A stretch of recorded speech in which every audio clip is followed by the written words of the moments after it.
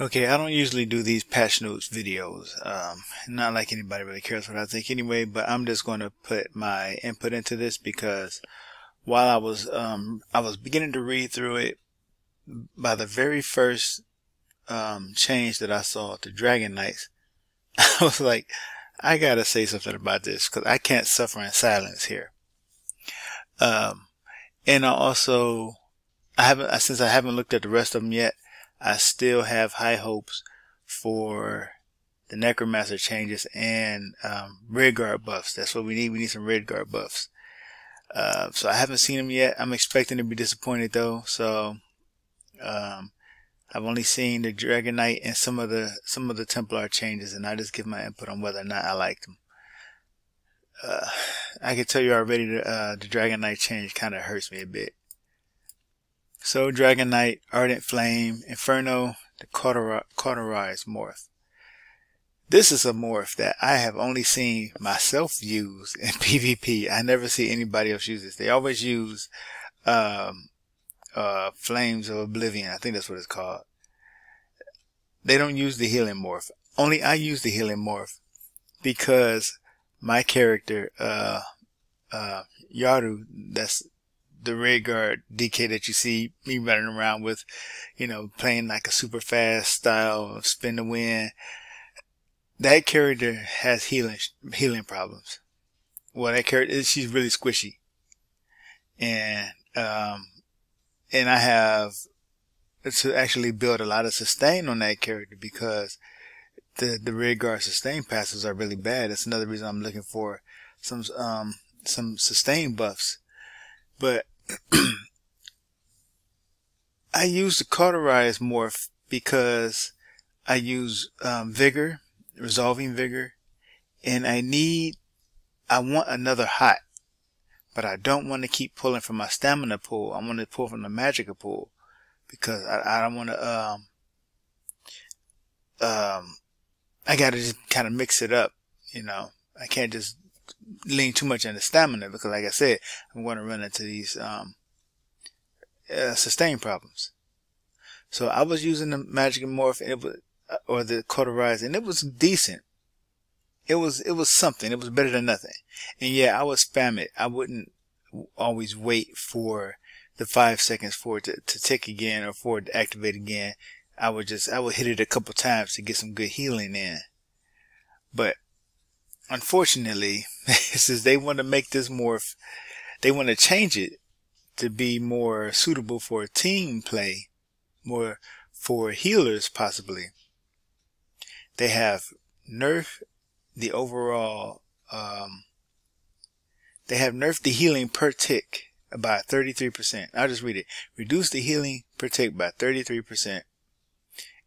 And resulting in an 11% increase in healing per second, since it's going to tick every 3 seconds instead of every 5 seconds, with a faster tick rate. But each tick will be 33% weaker, and it's going to heal up to 4 allies instead of up only yourself or 1 ally. And they're going to increase the cause up to 3240 from 2160. Now, I'm going to have to play with this to see how it feels, but I can already tell that this probably isn't going to be what I need and what I want. So I'm going to have to look for some, I hate to do it, but I'm probably just going to end up having to lean on some scribing skill like Soul Burst or something. And like I said, I hate to do it because it's not really what I want. I could always just go with the, I wanted a hot, I don't know. So this is going to hurt. So I'm not even going to bother reading the developer comments. I kind of already told you what they were thinking with that one. So let's look at the Templar skills. Templar, again, people complain about Templar, but for me, I think every Templar I come up against is a threat. I haven't seen a weak Templar yet. So I don't get all these people saying that Templar are so weak and Templar need, yes, they do need some work. There are some things that need to be adjusted still. Some of the passives need to be adjusted. Some of the skills can still be adjusted. Like, I'm a sun shield user. I would like that to be better, and that did get a bit of a adjustment too, so I'll get to that in a second. But focus charge is one of those skills that I think was already doing enough, but they want to make it more geared for tanks, so they're going to take it and add a taunt to it, which is fine, but they're going to increase the duration of major protection, which is going to make Templars tankier. Now, I haven't seen many Templars who needed to be tankier. That's not a problem that Templars have. But I guess if you're going to be a tank, okay. But I don't even use that skill on my tank, so to me that's nothing. That's really not. Yeah, like I said, I don't use that on my tank. My Templar tank, I mean. Explosive charge. This morph's taunt only applies to the first enemy hit. Increase the duration of the major protection granted up to 15 seconds. So here's the overall problem with explosive charge and toppling charge. Or at least the explosive charge morph. Yeah, you can just totally turn it into a tank tool if you want to, but it could have been a overall good tool for Templars to use in general. I wish I had the thread of my Templar ideas ready, but I don't. Because right now it's just, yeah, it doesn't do enough. Of course, some people in PvP use it, and they use it pretty good, at least the toppling charge morph. But explosive charge is still trash. It's still garbage. I might just pause this and see if I can. No, you know, I get to my ideas in another video. So they could have did a lot more than just adding more major protection to that morph to make it usable. I think more damage, like you get like a stun from toppling charge, would have been good enough. Just leave that as it was. And for explosive charge, just add a lot more damage to it. It doesn't knock down, but it does damage, and it does damage in AoE. You know, that would be great. Some people might actually start using it if it had more damage to it. So, like I said, they wanted to make that to more of a tanking tool of a sun shield. Now, we've been on the forums, have been crying about sun shield for a while. So this looks like it's going to get some buffs. I haven't read through them all yet. So this ability in this morphs now apply minor maim to enemies in the area for 10 seconds. That's helpful. Increase the damage shield scaling per enemy up to 10%. Now that's great. So which often happens to me, it often happens to me where I'm just getting mobbed on by like 3 or 4 players at a time, even in battlegrounds. So that'd be at least 30% more scaling for my shield. That's nice. I like that. Because when you look at it, when you hold it up against, I'm still not sure if it's enough though. Because when you hold it up against the hardened ward, massive difference. It's insane how much stronger hardened ward is than radiant ward. And I don't know why they can't just make the shield scale like that. Why does it have to be such a difference in the shield strength? You know, especially if it's scaling with health. Why not? Because even on my what's her name? I have a Sork who uses a Bull Sork who uses Shattered Fate and Wretched Vitality, and has about 30, I don't know, 30, let's just say 34k health. So the shield, the health is much larger than my magic pool, so the shield is scaling with my health. That shield that I get with like 34k health is comparable to what I get on my Templar with almost 45 or something k health. I have to stack way more into health to get a shield about the same size. It's kind of crazy. So But this might help. Minor main plus I had some other ideas for that shield morph, but maybe I get into it, like I said, in another video. But here's another problem. So while they gave it a bigger scaling per enemy hit, they increased the base cost of it by like $270. And Templar skills are already expensive, and especially if you're a tank, you know, you got to be careful about how much. Yeah, my character is going to take a hit for that in dungeons. That's going to be an adjustment that I have to make now. Yeah, the shield is stronger, but I wasn't really having a problem with my shield strength in dungeons. The shield strength was a problem in PvP, where it gets hit by battle spirit. That's where the problem is. So they added a cost to it, not understanding that it's going to take a huge hit in battle spirit. I'm not sure if it's still worth using. I really don't. I just don't know if it's worth using. Radiant Ward, we'll see though. Radiant Ward, this morph continues to increase the damage shield scaling to 20% per enemy hit. Now that's even better than 10%. This morph now ranks up in damage shield strength by 1.1% rather than increasing the enemy. Wait a minute. Wait 1 second. Wait. This morph continues to increase the damage scaling 20%. This morph now ranks up in damage shield size by 1.1% per rank, rather than increasing the enemy hit per scale. Oh, I see what it's saying.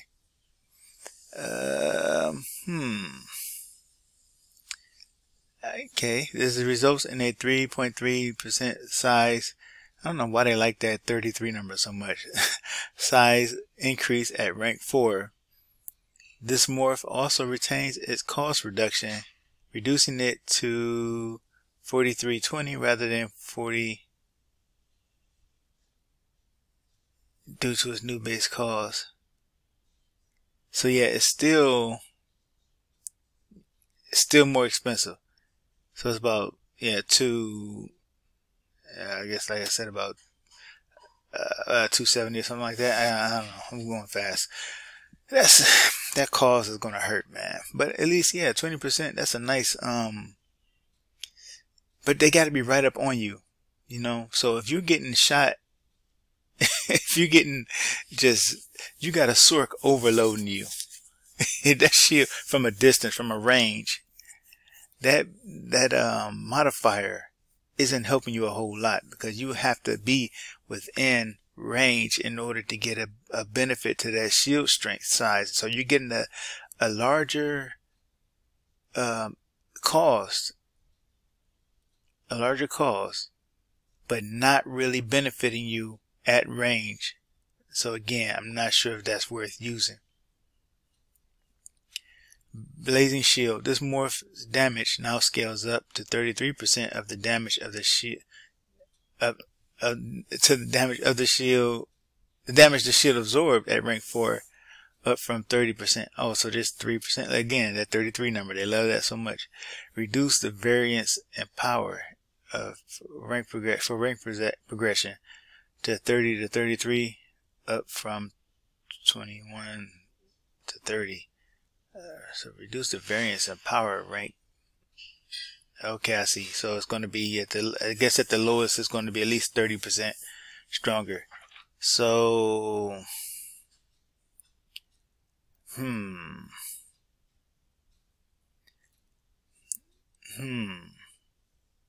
so they added 3%. The damage scales up just 3% more than before. Is that? But I guess if it's going to do, yeah, but I guess if it can absorb more, that might still, I guess that might be better than, yeah, it's definitely going to be better if it's going to be a stronger shield. Yeah, because I guess the problem was it just wasn't doing much damage because the shield wasn't very strong. But again, they have to be right up on you to get anything out of that shield. And that's kind of the problem with it. In our ongoing crusade to improve the Templar tank experience, we're making some number tweaks on the primary defense ability to make it feel punchier when used in the thick of a fight. Minor Main helps them to potentially save a bar slot from another ability or source. What was I using? I wasn't using anything on my Templar tank to give Minor Main.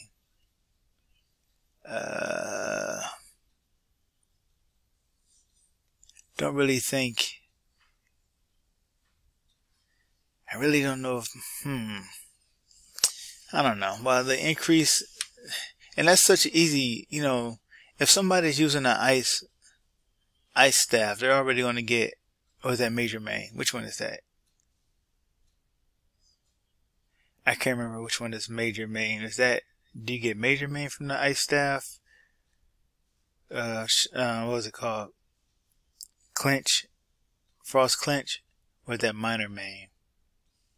I don't know. So the Morse, let's see here. While the increased base scaling reduces the variance in power in the Morse to make sure both feel potent enough that you can dive into the front line. Now that these abilities have much more density to them, we're also increasing the cost to match the standard of other defensive abilities like it have. But it's only in close combat. It's not at range. Sorks are still going to eat you alive. Sorks are still going to eat you alive. Piercing Spear. They should have added some kind of reflect to it for projectiles. That would have been. Instead of Minor Main. Yeah, instead of Minor Main, they should have added an ability for it to reflect damage. Added range. Even still, I don't know if it's going to be strong enough. Sorry. Piercing Spear updated this passive to notify that its bonuses only work with players. NPCs do not block as players do. Alright. Don't know if that's going to be enough for Templar. Nightblade, please, please, please don't buff Nightblade. Please, please, please. Please don't buff Nightblades. Please, I'm begging you, please don't buff them. Alright.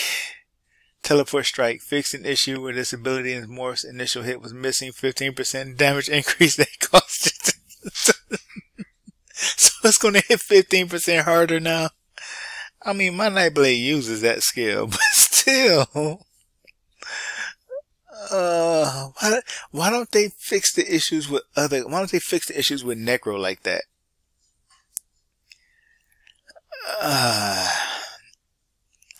Lotus Fan. This morph now deals its initial hit in the area around the caster and applies the damage over time effect to those enemies hit. I guess that'll help in PvE. The damage over time effect has been adjusted to operate more closely to the power of Burning Talons or Acid Spray rather than a standard dot effect to differentiate it from other effects. This results in reducing the duration to 5 seconds, down from 20, increasing the tick rate to every 1 second, up from every 2, and increasing the damage per tick by 22%. Overall, this results in less damage per cast, but more damage per second, rewarding more frequent activation. That might be fine for PvE, I guess, and some people might start using it in PvP too. That's going to make more pressure. You know, like, I don't know. I don't know. That's still 15% damage increase with it on hit. That's, you know. Shadow Cloak. This ability and the shadowy disguise morph are now what? Rather than duration based ones? Okay. This ability will drain. But they can get around that. This ability will drain 34. This is like misform again.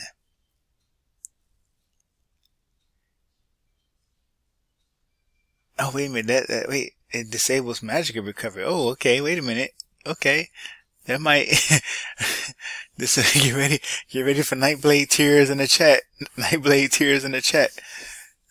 This ability will drain 40 magic base cost every 2 seconds and disable your magic recovery until disabled or removed, rather than costing 45.90 base magic cost and persisting for 3 seconds. In addition to this, these abilities will now grant Born from the Shadow for 10 seconds when the ability is activated, and then activated ends, which increases your damage done. Okay, against monsters. Whew. Oh my goodness, I thought I was about to say. Oh man, I thought that was about to be against people in general or players. Man, they scared me for a second. They scared me. In this pass, we're looking at the opportunity cost of Shadow Cloak and trying to create a more accessible skill for any Nightblade build. While I gotta see what some people think about this one. While simultaneously ensuring that there are more start costs associated with maintaining invisibility. The toggled nature should make the activation of Shadow Cloak feel significantly smoother to weave in and out of the shadows. I mean, yeah, you don't have to worry about becoming invisible again as long as you keep it toggled off. While the disabling of magic, we'll see if that sticks though. I have a feeling that by the final patch, that disabling magic recovery is going to be extremely reduced or removed. Because they're going to start off looking like they're actually doing something to bring Cloak under control. But then I think they're going to backtrack on it. So while the disabling the magic recovery should stump out the ability to perpetually remain undetected without serious investment and attention, in addition to this, we're adding a small benefit for activating the skill in PvE situations where the invisibility often outright doesn't work or incurs a heavy DPS loss. The goal with Born from the Shadow is to not outright carry damage from the get-go and make Shadow Cloak feel mandatory to juggle, but rather give us a framework to build off of in future updates by allowing us to easier track that when Nightblade utilizes sneaky parts of the toolkit. Well, it's like they're paying a lot of attention to Nightblade, and at least on the PvE side, and I know people have been complaining about the PvE side, so that's good for them on the PvE side. But Necromancer is just sitting there, just all kinds of problems. Daedric Summoning, Conjured Ward, reduce the heal scaling of this ability in Hardened Ward Morph to match the scaling of Regenerative Ward Morph, which is 10% of your max health or magicka, down from 15. That's still good though. I mean, I guess for my bow sword, that's going to be, I'm going to feel that because the shield it's not as big since I only have like 20 something K magicka and 30 something K health. I'm not running around out there like 50K magicka, so I'm not getting a huge heal off of that. So that's pretty much, I'm going to feel that nerf, but I mean, I guess I'll survive somehow. You know, I was just looking for a magicka heal, and I didn't like Dark Deal because it desyncs me, and it's just terrible in my opinion. I can't stand it. So I guess we'll see if I find a way to make it work still. So originally the healing on this ability is morphs were meant to help aid non-pet sorcerers gain some more demand healing in their kit, which the adjustments certainly have helped with. However, in addition to the bonus scaling of max health and magicka that expert summoner granted, it was creating a case where the ability could single-handedly keep you alive with little to no additional healing sources, enabling far too much defensive power in a singular button press. we're toning down the healing by a sizable chunk to match the power of Regenerative Ward. I gotta look at Regenerative Ward again, which sees a significant less amount of use compared to Hardened Ward for a healthier balance point. Daedric Curse fixed an issue where this ability, Haunted Curse Morph, visual effects could fail to play if the curse enemy died. Expert Summoner, this passive now checks for permanent pets for its conditional effects rather than any active pet. So note that sorcerer based permanent pets will still count towards this check. So if anything, that just means that Sorks are probably going to start using Engine Guardian more to be more annoying than they already are, probably.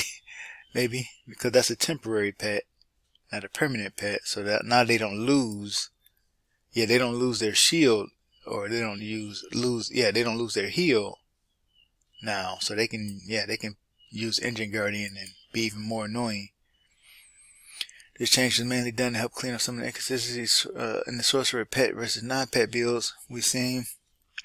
Many non-pet builds use the Summon Storm Atronach ultimate, as it doesn't have the same stipulations and gameplay experiences as other pets. Like, okay, now calling in your Atronach to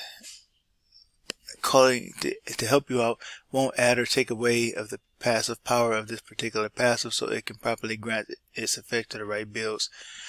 Overload fixed an issue where using a heavy attack while this ultimate is more for active could become stuck if casting while attempting to sprint.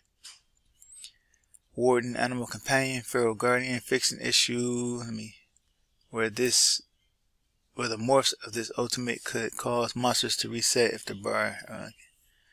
Alright, Necromancer, let's see. Ooh, I better see a lot of changes here. I better see a lot of. Oh, wait. Okay, wait a minute. It's only 2? Alright. Necros need a lot more than 2 changes. Let's see.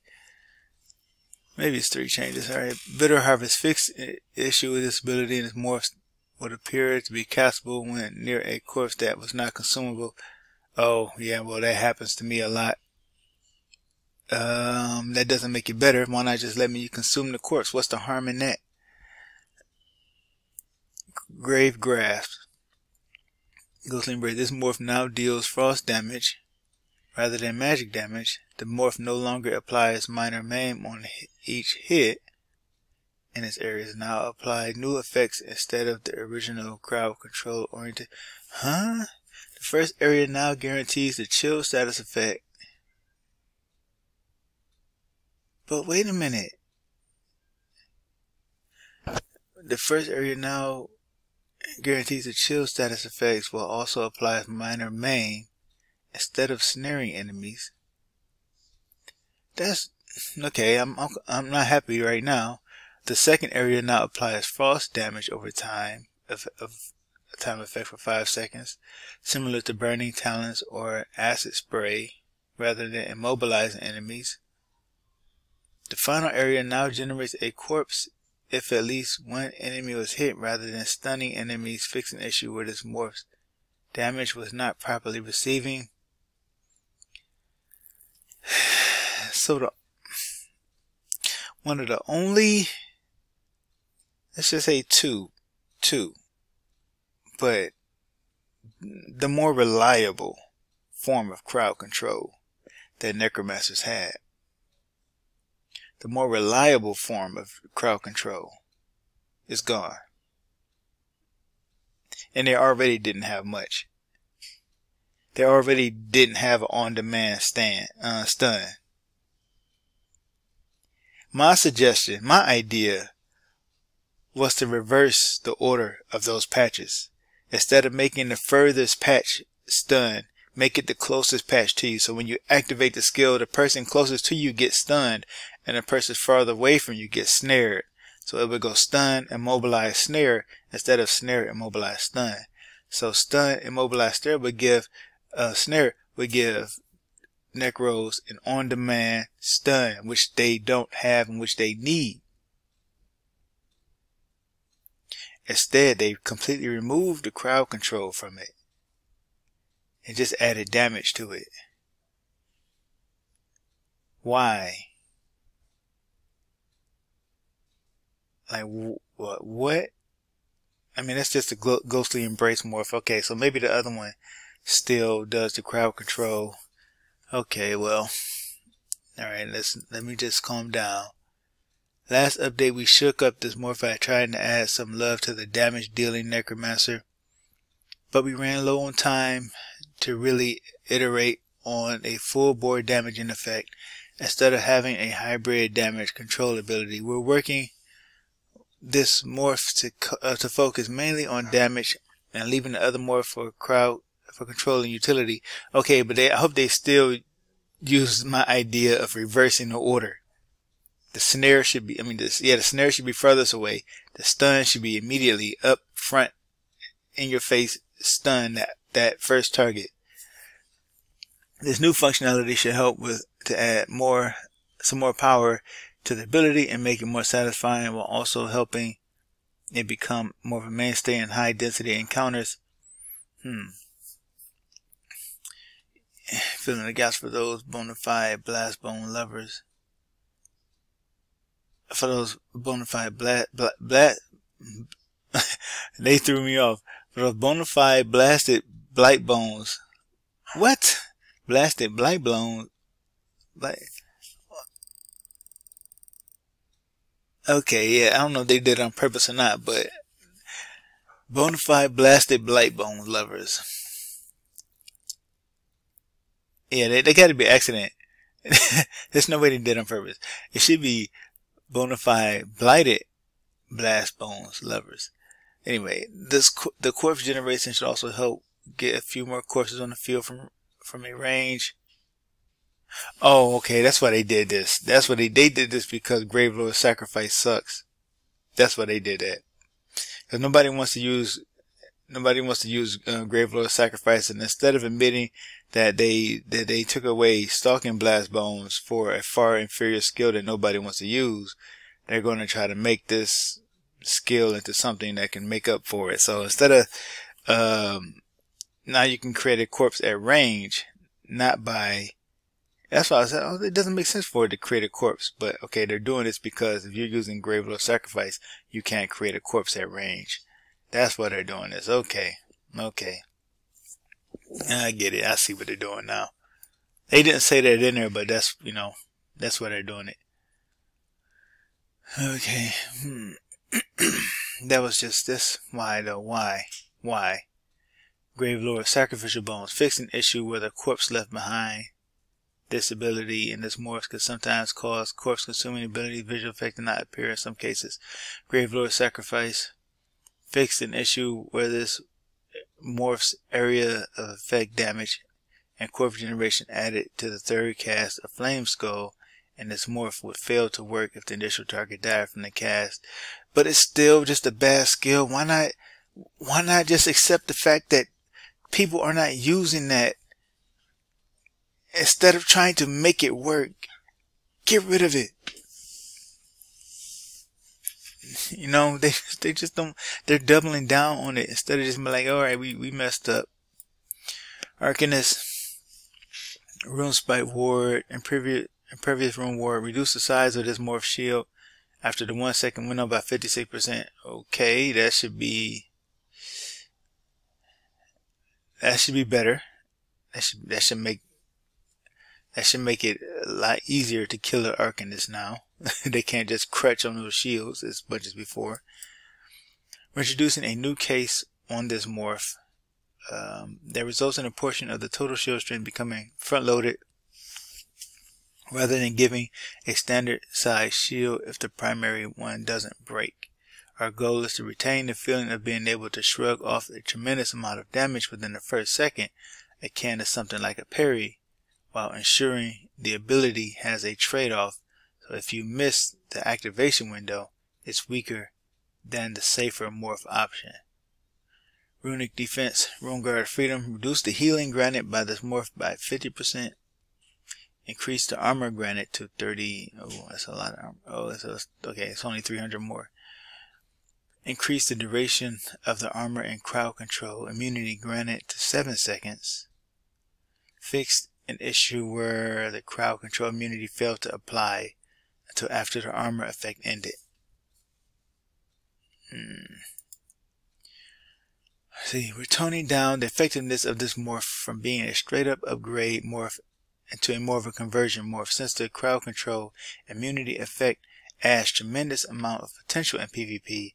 As such, we're gently bumping up the duration and armor density so that it has enough power to warrant the trade-off. Alright.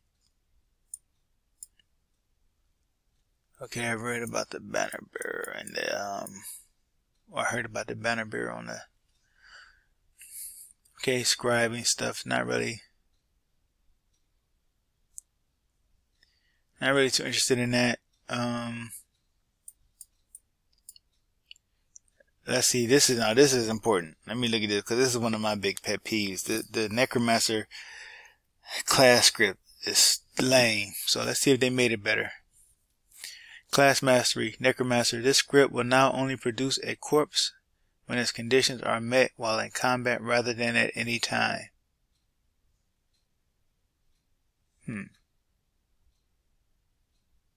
Yeah, so it still sucks. Okay. Yep, it still sucks.